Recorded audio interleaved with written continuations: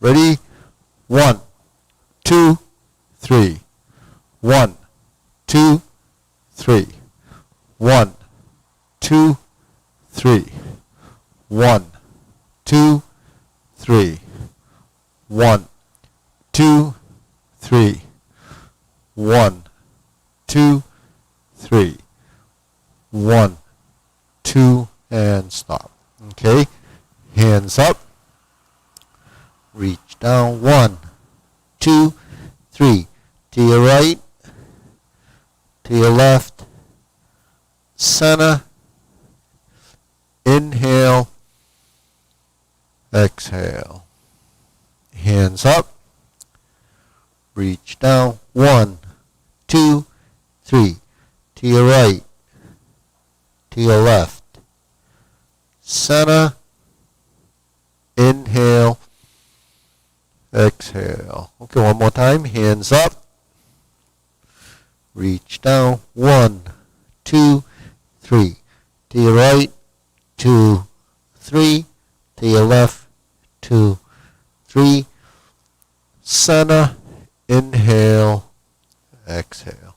Okay, hands in your waist. Circular movements. 1, 2, 3, 4, 5, 6, 7, 8, 9, 10. 1, 2. Center. Reverse. 1, 2, 3, 4, 5, 6, 7, 8, 9, 10. 1, 2. Center cross. Knees. 1, 2, 3, 4, 5, 6, 7, 8, 9, 10. 1, 2. Reverse. 1, 2, 3, 4, 5, 6, 7, 8, 9, 10. 1, and stop. Okay, hands on your waist. Neck turning. 1, 2, 3, 4, 5, 6, 7, 8, 9, 10. 1, 2. Back and forth. 1, 2, 3, 4, 5, 6, 7, 8, 9, 10. 1, 2. Center. Tilt to the side. 1, 2, 3, 4, 5, 6, 7, 8, 9, 10. 1, 2. Center. Rotating. 1, 2, 3. Reverse. 1, 2, 3. Center. Hands up. Inhale. Exhale. Inhale. Exhale. Inhale. Exhale. Okay, spread your feet. Turn your shoulders. 1, 2, 3, 4, 5, 6, 7, 8, 9, 10. 1, 2, 3, 4, 5, 6, 7, 8, 9, 10, 1, 2, 3, 4, 5, 6, 7, 8, 9, 10, 1, 2, 3, and stop. Okay, turn. Stretch it out.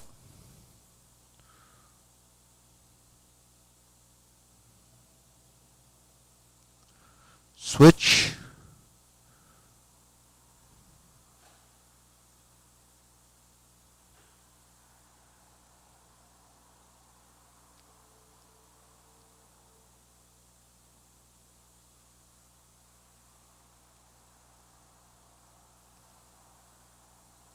Switch.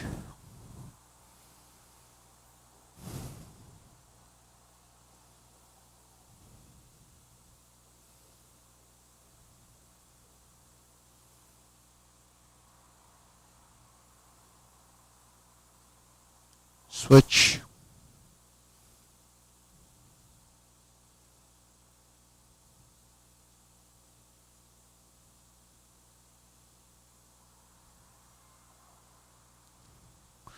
Switch. Straighten the front knee.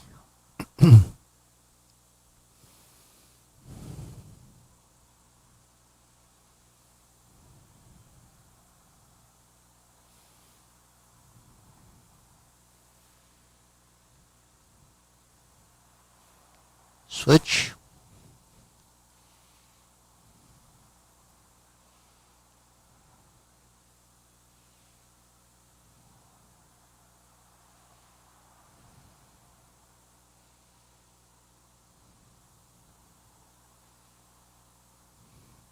Switch.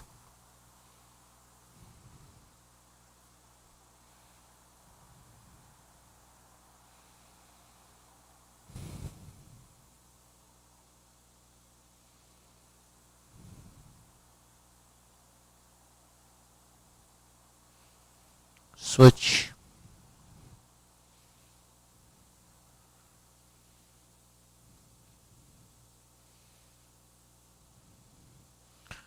Okay, Sana.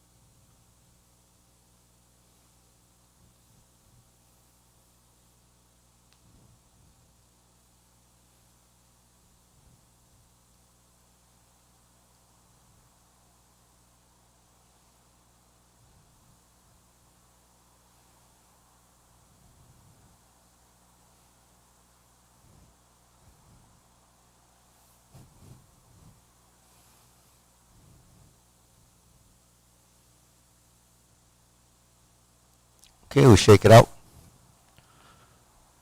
Okay, hands up.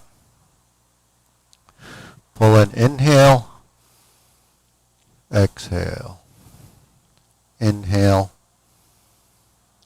exhale, inhale, exhale. Okay, hands in your waist, shoulder roll.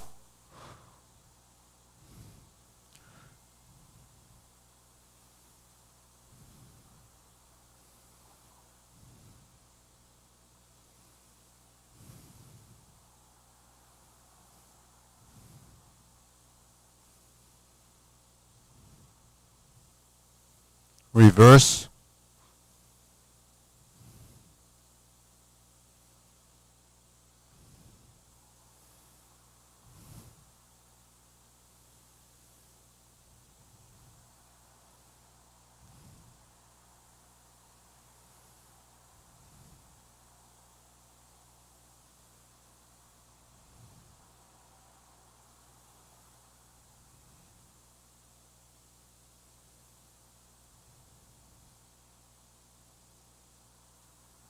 And center. Okay, press, release, exhale, inhale.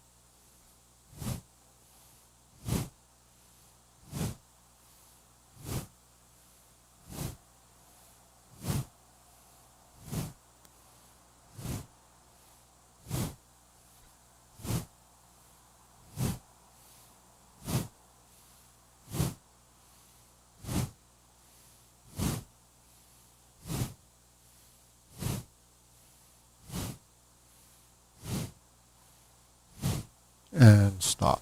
Deep breathing. Inhale. Exhale. Inhale. Exhale. Inhale. Exhale. Okay, wrists.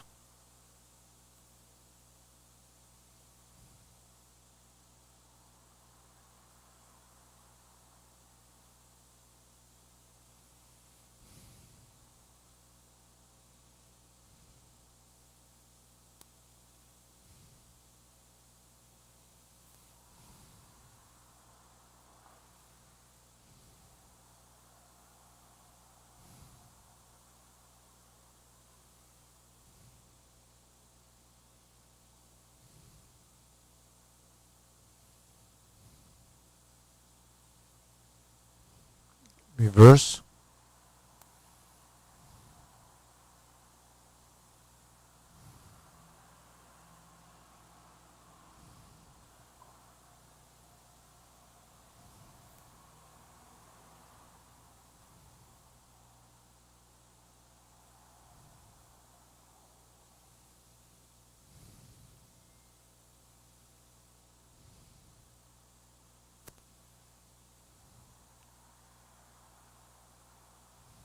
And center. Okay, palms down. Big a circle. 1, 2, 3. 1, 2, 3. 1, 2, 3. 1, 2, 3. 1, 2, 3. 1, 2, 3. 1, 2, 3.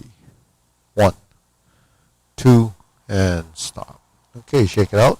Gonna do a little side to side shifting.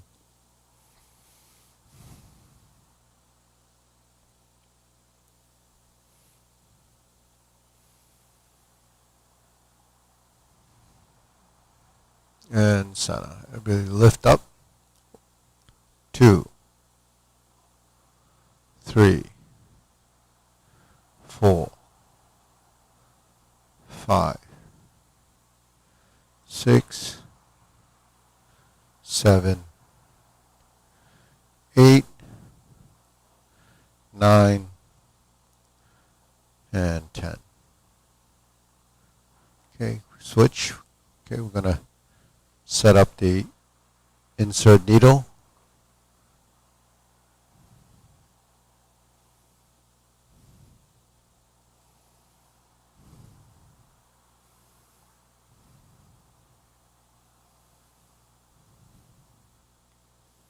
And switch.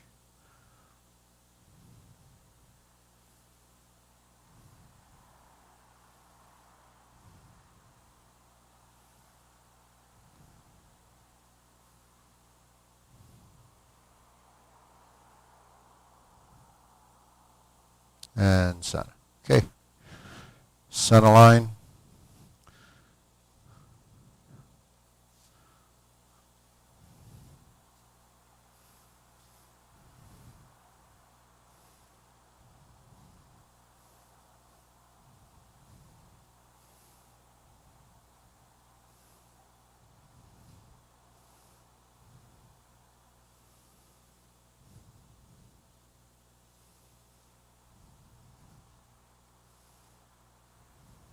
Switch.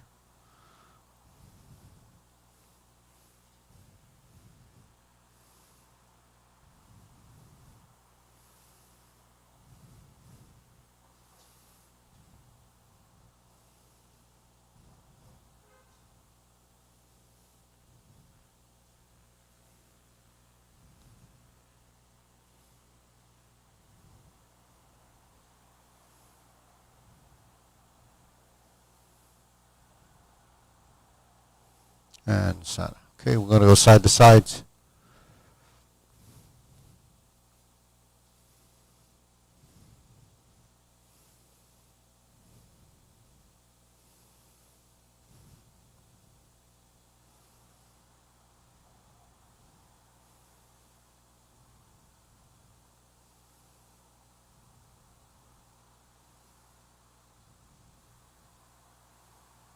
Switch.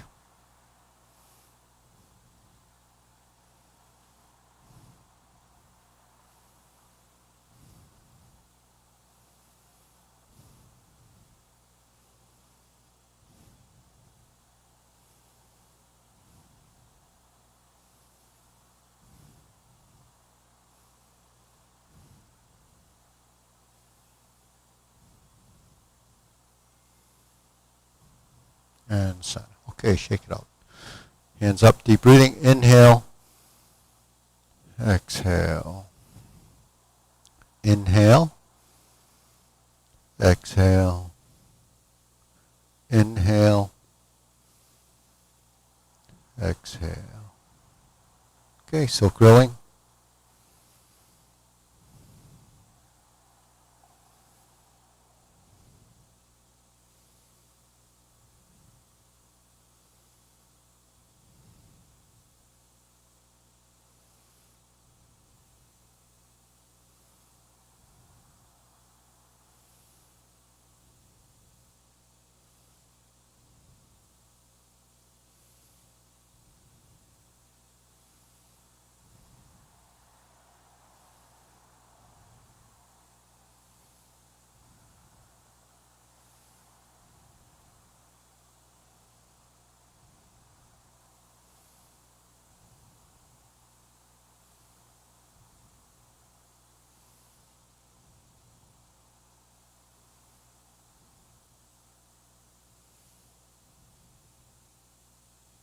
Switch.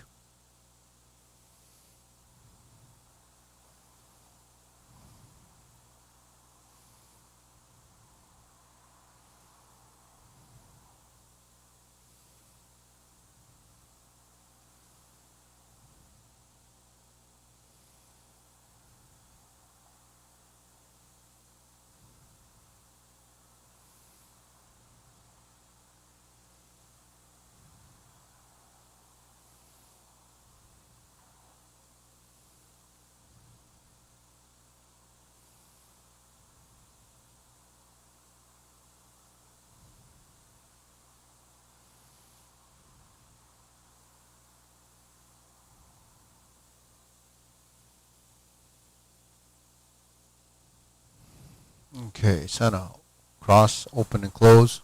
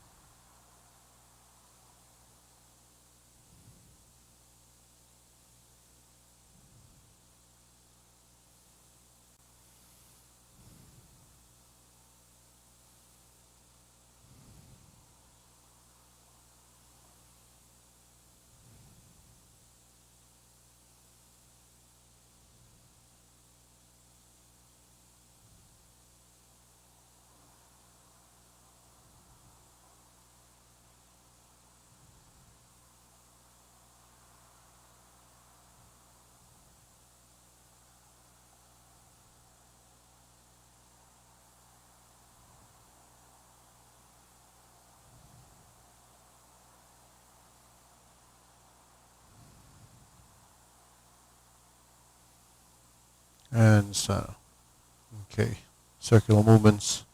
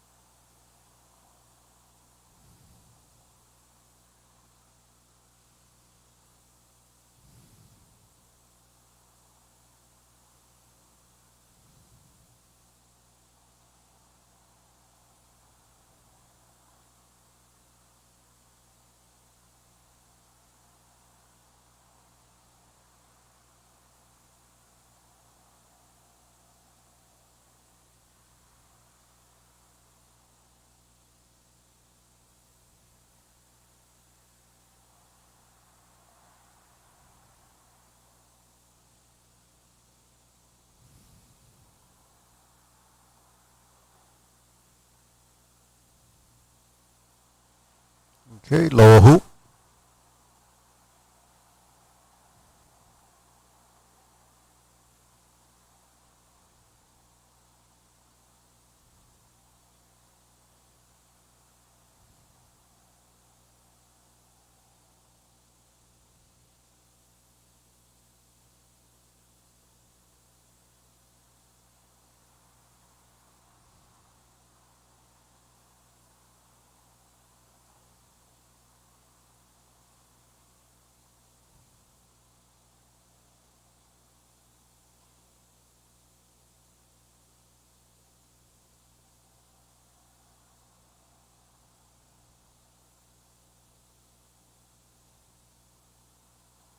Shoulder height.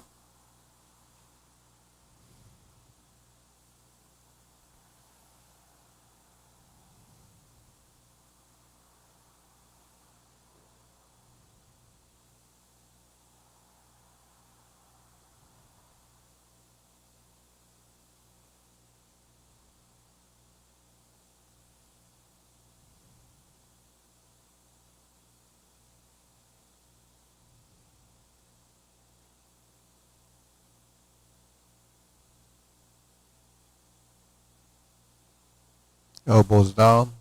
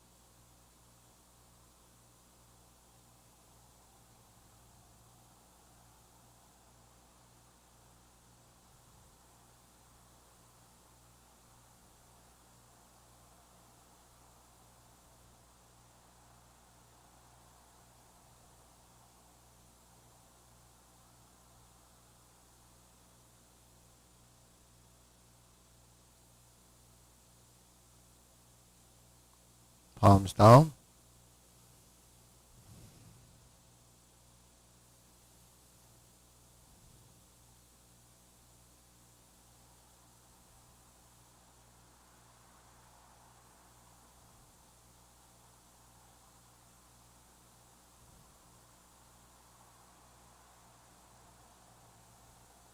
Extend.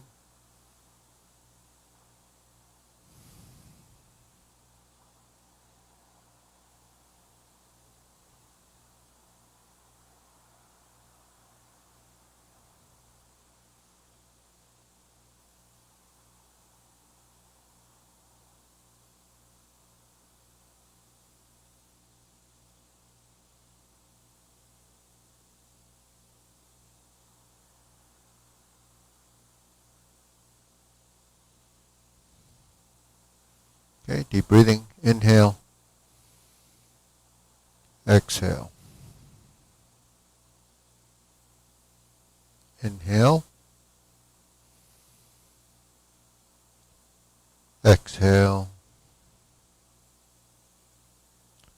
Inhale. Exhale.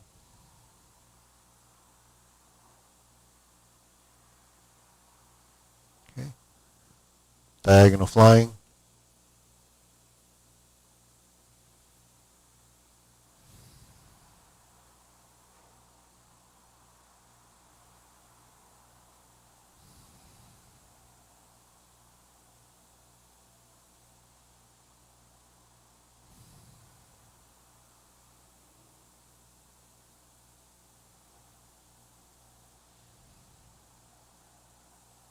Switch.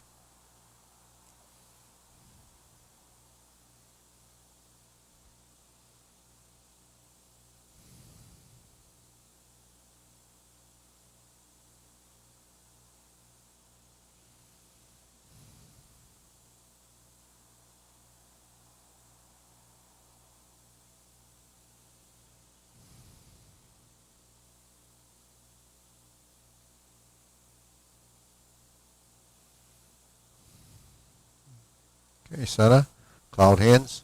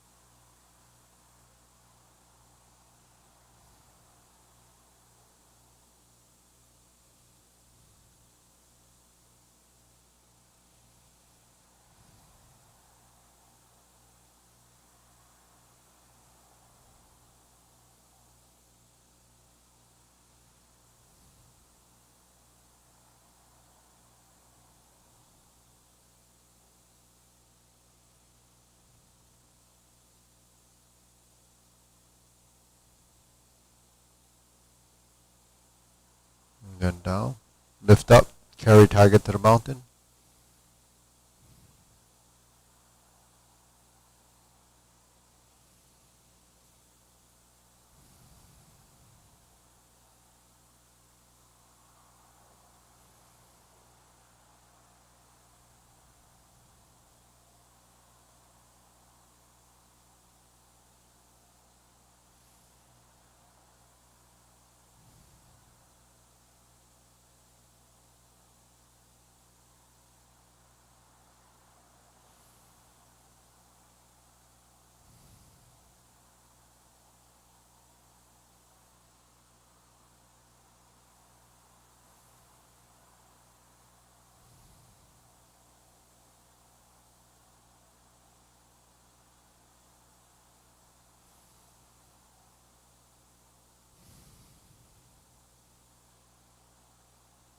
Infinity sign.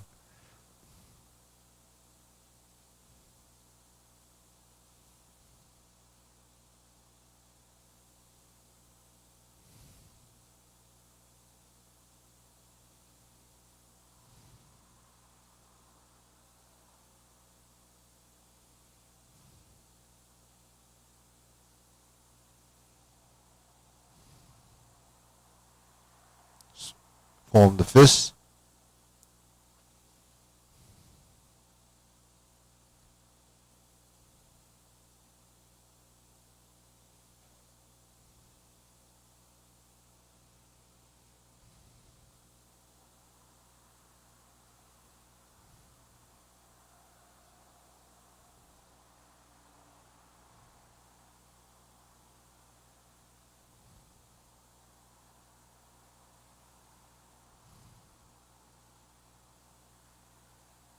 And center.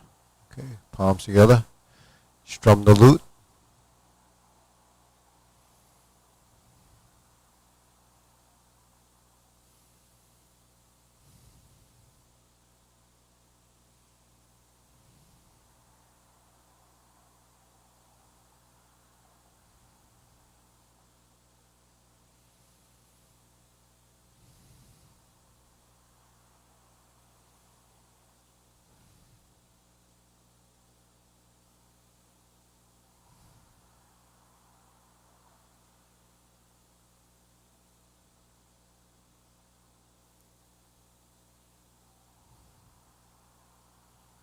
And turn. Draw the bow.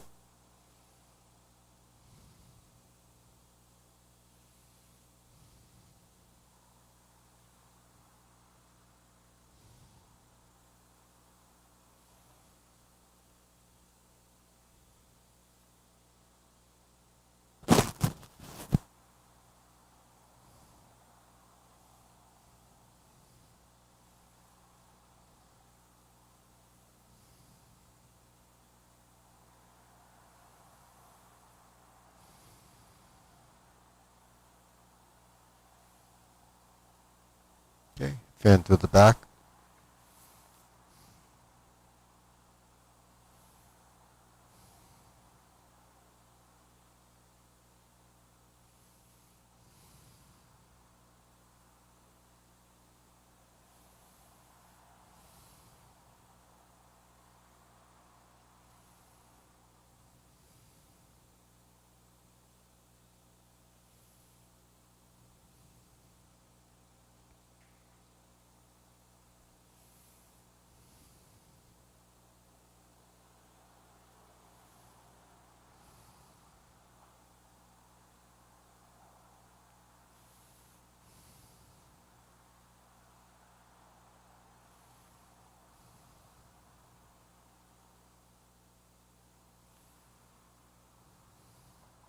Okay, raise the hand.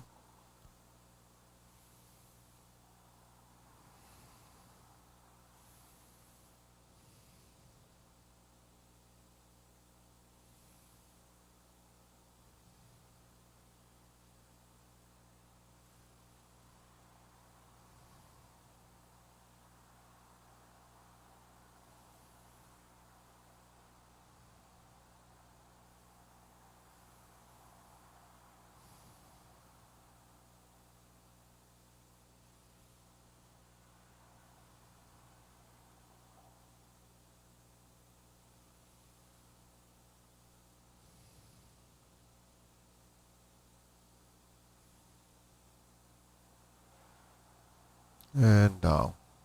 Okay, deep breathing. Inhale. Exhale. Inhale.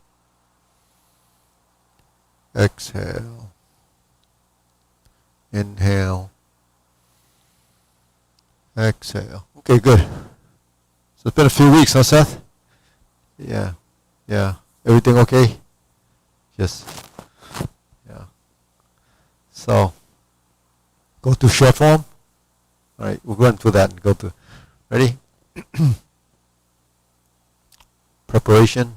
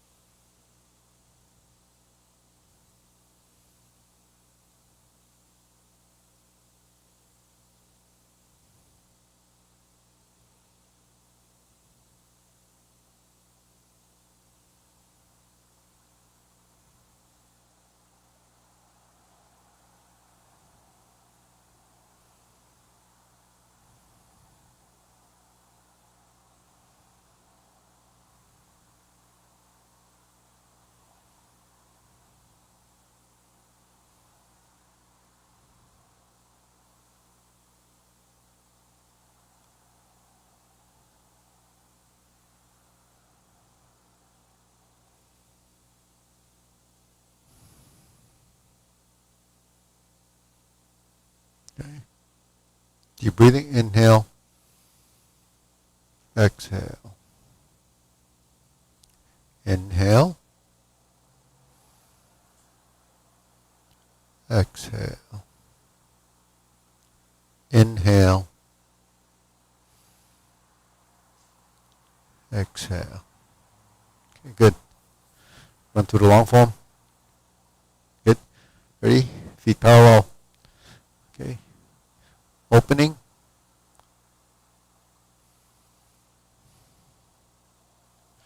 Join us, Mina. You can do it.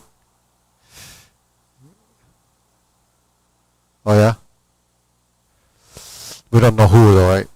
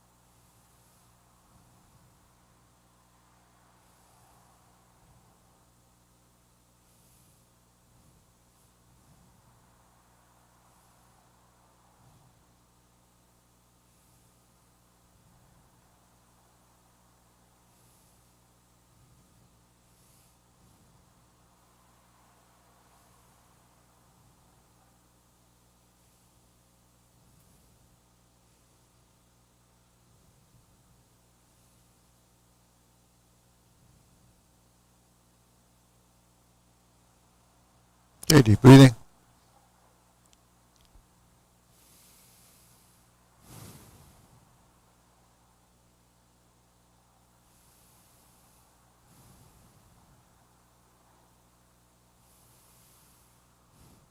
So, a lot of the streaming that we were doing in the morning, we don't do it the same way anymore. We merged some of the classes. So if any of you were following the Saber and the modern forms on a Wednesday morning, we moved that kind of to the actual weapon classes. So the morning broadsword classes moved to Tuesday, which is at 11 o'clock to 12.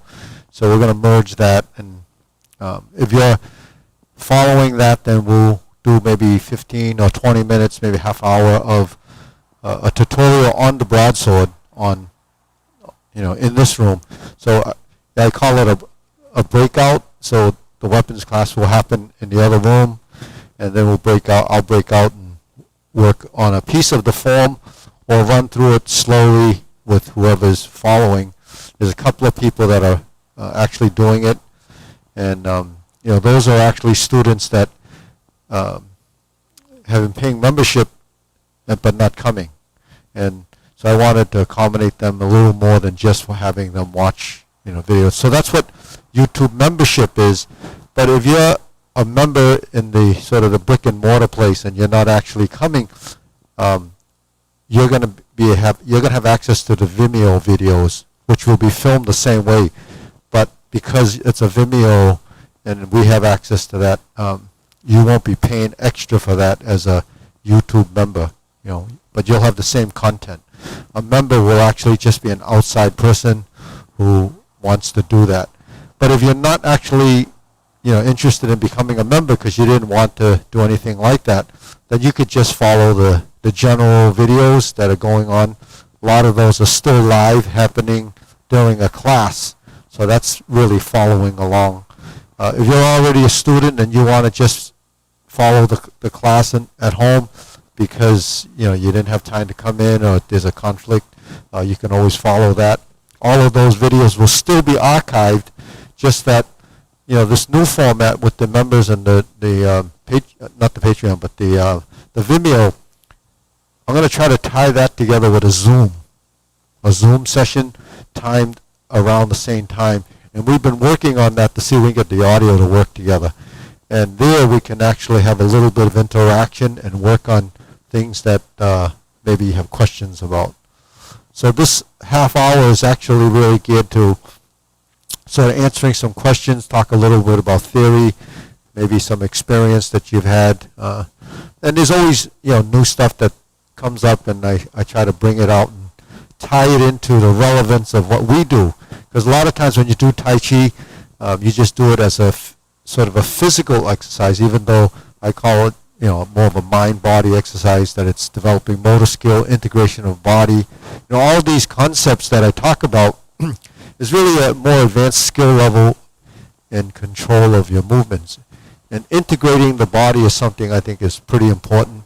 It prevents age-related degeneration, but it also keeps the neurons and the stuff up in here that has to be constantly, activated to work.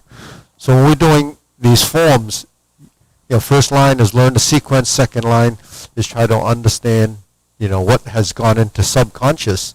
So your movements actually have to go into more of a subconscious level where you don't think about sequence, and then you can start to think about, what am I doing right or wrong? Then that's where the principles and the concepts and a lot of the things that we talk about. So, in Tai Chi, there's really directionally 5 directions, right? It's forward, backward, right, and left. And then central equilibrium isn't a direction, but it's sort of a position, a state. Central equilibrium is balance. But in that central equilibrium position, there is actually another direction. It's up and down. So it's forward, backward, right, left, central equilibrium, which ties into vertical and up and down movement. So what's the up and down movement? It could be the legs rising and falling. It could be a torso lifting and sinking. So we think of lifting as rising. We think of sinking as descending. But Descending means to release. More about releasing tension in the joints than anything else. So, in the form of, lots of different postures, some of them will have rising, some will have, more characteristics of that, and some will have right to left movements. In fact, the cloud hands, you move in a direction laterally. So, what do we have to do when we move? We really have to capture the substantial leg, and when we move over, we have to be able to sustain ourselves in a position while we move, right? So we talk about a posture. When we move, there's a center of mass and a center of gravity moving across, and we're moving until we can find that balance point in order to pull this leg in. Now you can think of it like this. If I shift my weight here, at some point when I get to this point and I relax this joint, not pulling it in, it's going to kind of free fall, and it's going to fall next to your other leg. Why is it going to fall next to the other leg? Well, because you're joined at the hips, it's going to fall towards your center. The other thing is you can physically pull it towards your center, but that could take away from the supporting leg. So the balance between solid and empty is that concept. And it's in everything that we do, the solid and empty, and so these are strategies. It's not really for the novice that's just memorizing sequence, because on a conscious level you can only think about sequence or maybe what's next, and not really think about all these little things that I'm talking about at this point. These are things that you might be already doing, but now what helps is, because when you learn something like this, it's trial and error in many ways.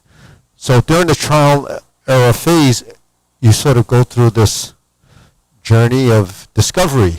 So what you discover as a strategy or technique is something they say, oh, that's how it feels, but you're not really sure, because you discovered it and you're not really sure that follows a principle that you have heard or not heard. And what we end up finding out is that if the teacher starts to talk about that theory and then you already discovered it, then you know that supports what you thought it was supposed to be. So that's where it reinforces your progression. So because when you get to a level where you kind of self-correct based on all the things that you've learned over time, then you start to have the confidence to know that what you're discovering, what you're figuring out and fixing is correct. So that's all supported by principles and theories. So that's a little bit different from something that's just physical and copying because that's what you think it's supposed to be. So what do we copy? We copy the visual movement. And you see the hands moving, but you don't actually detect what's going on in the body because you can't see those subtle intrinsic actions that are happening because you can't see everything that's going on. So when you do it, you have to go through the motion and then experience what has to happen, right? So when we go right to left, we have to turn. The torso has to twist, and it has to rotate. So when the shoulder, sometimes I say the shoulder, turn the shoulders. The shoulders don't turn, your spine allows it to turn. So then it becomes a spine movement, and it's a rotation from right to left, right?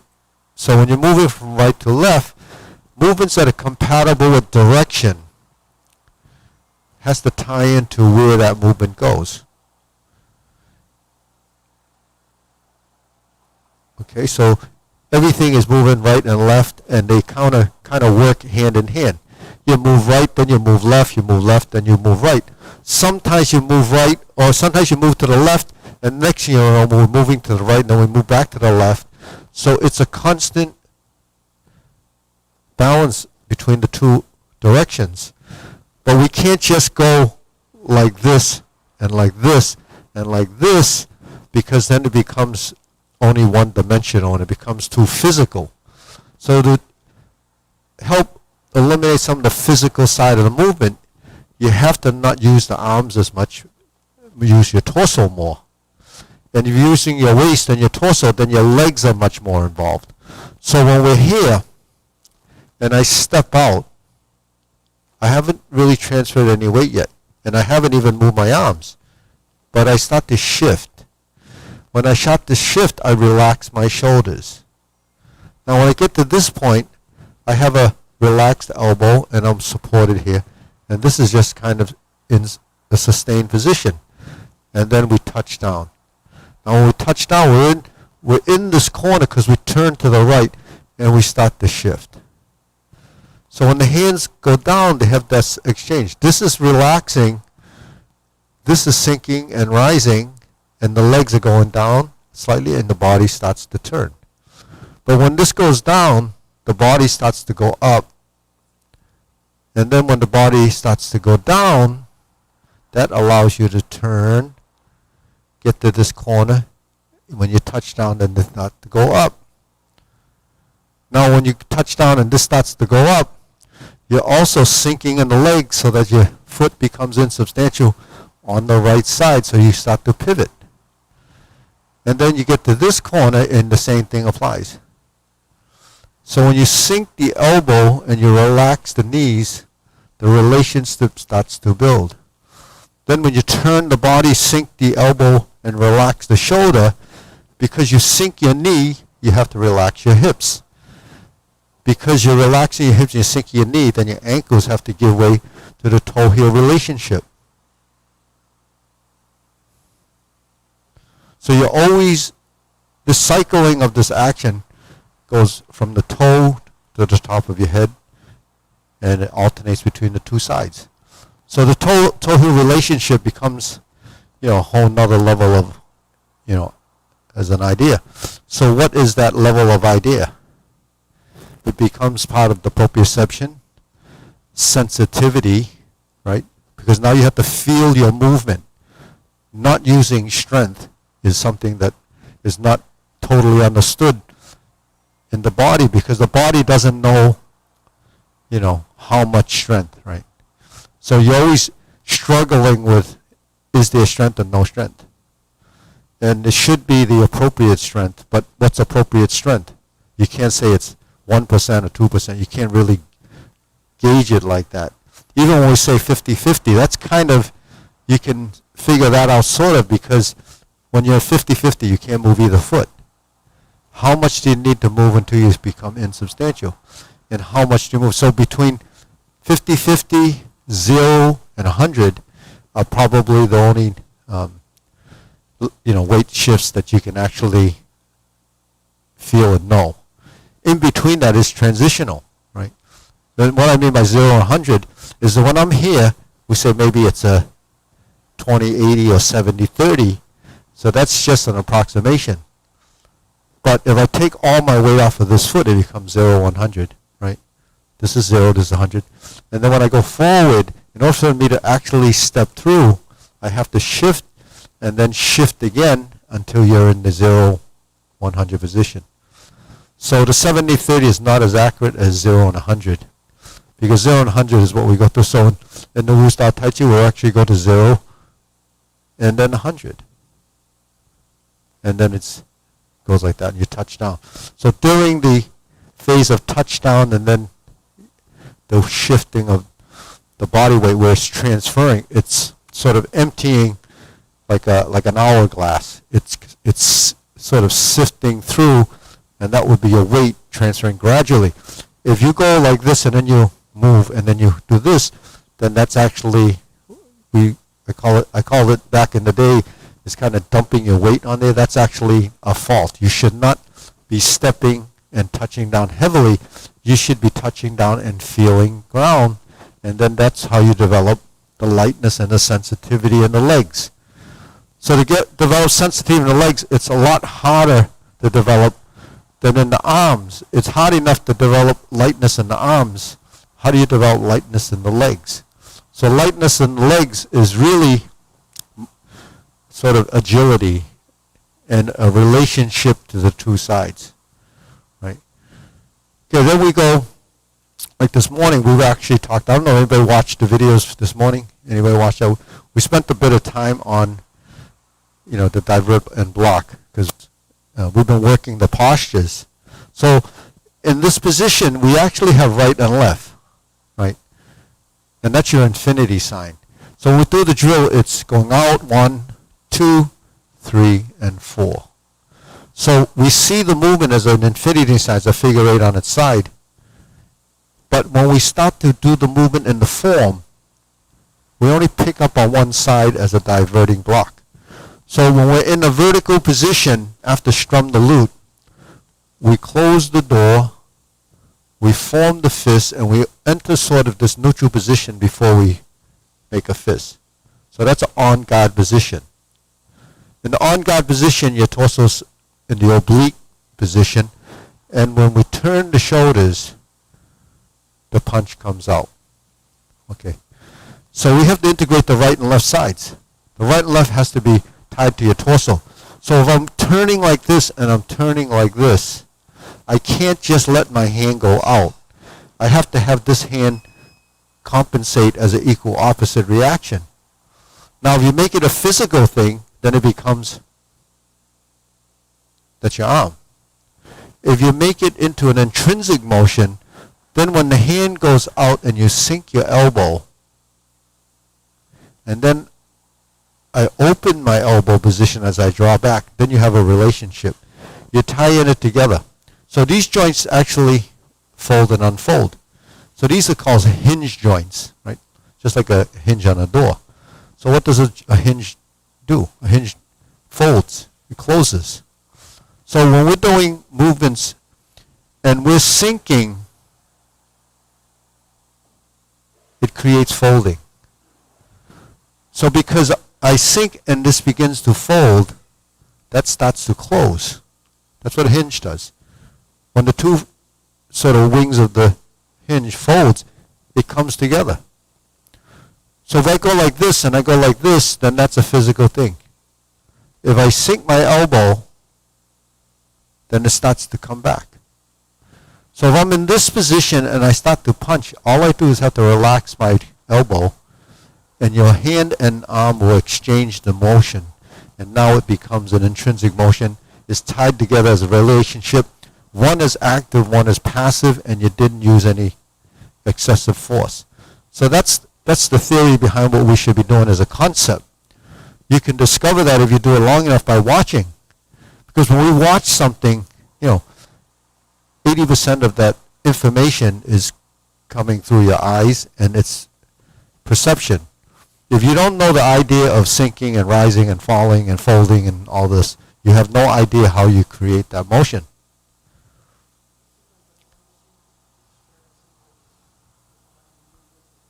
Yeah, it's not that it's hard to see.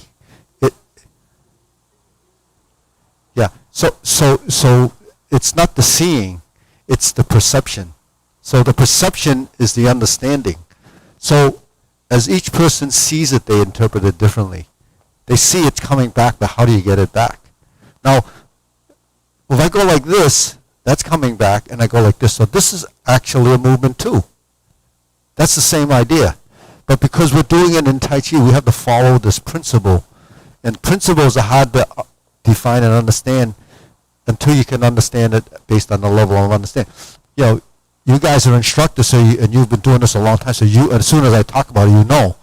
But for a novice or anybody that's outside just watching for the first time, and I say, okay, it's folded like a hinge, they still can't understand it because the body doesn't fold. It bends or pulls. So if you look at your knees are a hinge joint essentially too. So when people bend their knees, they bend. It's a physical thing. When you let it go and you relax your knees and you fold, then you're folding your knees. So if your knees and your elbows have a relationship, they should be working the same way. Otherwise, to be in conflict, one's working physically, one's working, as if it's folding. So those phases happen at different times in your practice as your body starts to understand what the brain is telling it to do. So the motor skills that we develop is only some information. That information isn't really digested in the body because the body really doesn't know. So it has to go through this process, and eventually that's the discovery that I kind of talk about, and then it happens. You could do it kind of thinking a lot about it and trying to figure it out, or you can just do it and eventually you'll figure it out. And then when you figure it out, it comes back to when we come to class and we talk about this stuff, then it starts to make sense. So when we're here and we punch, now we have to sit back. So there's the forward, backward, and there's the right and left, right? So the right and left becomes this. 1, 2, 1, 2, 1, 2. So we have right and left, and I said earlier, with like in cloud hands, you can't have it flat. So what becomes the right and left is the body turning, the sinking of the elbow, and the turning of the hand. So you create that figure 8, that infinity sign, and it's not the hand that we're so much interested in. We're interested in the forearm, because the forearm is your bridge, and the bridge is the arm that is used on a functional side to block and deflect. So that's why it's called deflect, block, and punch. So if I move my body and I move my arm in this relative position, then your forearm is protecting and working within the realm of this space. And we know we have the center line, and we have this oblique position in the torso. And when we move, we want to tie the square position to the oblique body to the other oblique body, because you have an oblique left and an oblique right. If you look, this is square, 45, and 45. When I go like this, now my 45 in this hand position is here, right? So if I just did this and this, that's what you see, right? So the elbow goes out, the hand goes in. If I turn my body and I turn my body, I created a motion that becomes effective in the forearm. That's your divert and block. That's how you use your movement. It's your bridge. So when you redirect a movement and you turn, then you punch and you come back and you turn. There's very little movement. But yet when we do this, it's pretty big. Why? Because you didn't tie your torso in, because when we're doing this, these movements are paired. And you don't have to go turning. You're going in this opposite direction to develop an sort of an energy or motion that's coming and they're closing and opening and closing. But when we find our center and we start to go like this, now the body and this becomes a unit. And then this becomes a unit, and then this becomes a unit. So that brings us to right, left, center, up and down. So where's the up and down come from? You go right, you sink, and you sink, and you sink. So your torso actually starts to move a little in the spine, because the spine can round and lift. And you have a little sinking in the legs, because you sink, and you turn, and you turn. So when you're in the sunken position, you really can't turn efficiently. It's kind of one dimension. So when you turn here, and then you sink and turn and release and turn. So every time you turn, you have to release. That's the balance between solid and empty. You're releasing on the one leg. So you have to go. So you get that feeling. The feeling becomes, so that feeling and this become tied together as a unit. So your skill level evolves that way. And that dimensional change. Then you say relative position. So how big should this figure 8 be? Here, if you have two, the petals are pretty even, right? And the cross between the two petals happens in front of the shoulder. Front of the shoulder. But if I go to the center line, the petal goes from shoulder to shoulder. One on this side and one on this side. But that's kind of big, right? But then this is an imaginary position. If I turn and I turn my shoulder position between here and here changed and got smaller. You see that? Right? This is this big. When I turned, it got a little smaller. Right? You see that? Well, my hand goes like this, and then it goes like this. The movement was halved. So that means my hand moves less, my body picked up the other half. Now the movement becomes more efficient. So when we go like this, That's all you need. Because why? Because your profile now isn't this, it's this. So to understand that concept of efficiency of movement and why movements become effective is because of that concept right there.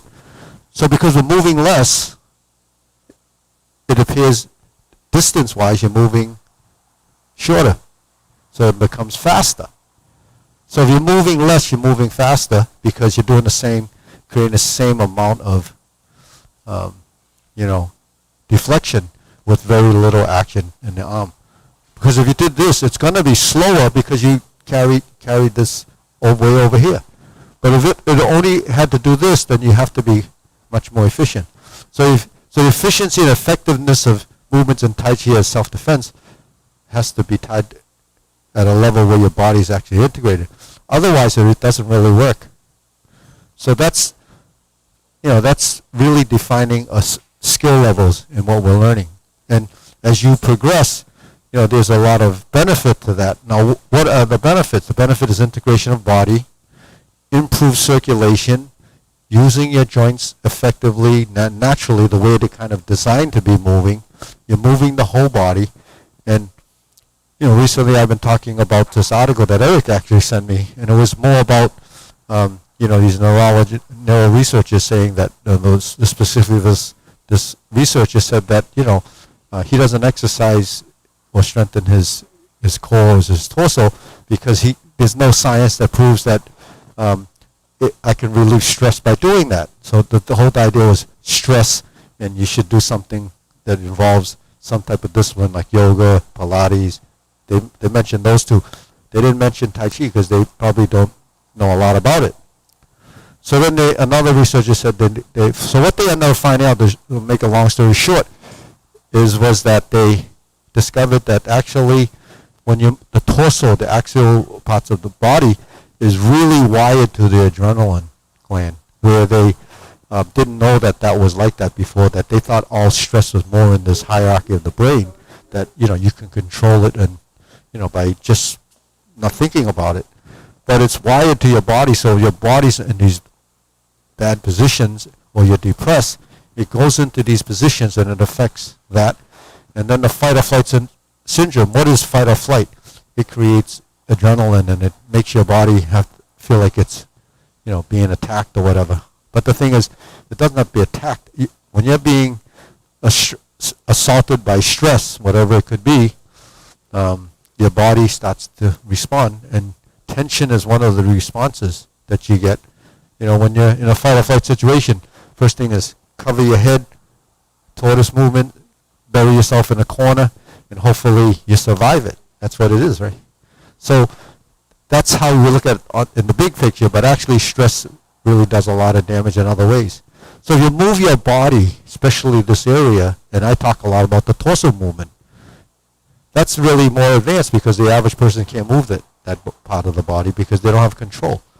So if you build motor skill in this, not just holding positions, I don't think that's as good as, you can build muscles, but you're actually not building body motion. So that's what we can get out of that. So anyways, I think it's about time. So that's it for tonight. We'll see you next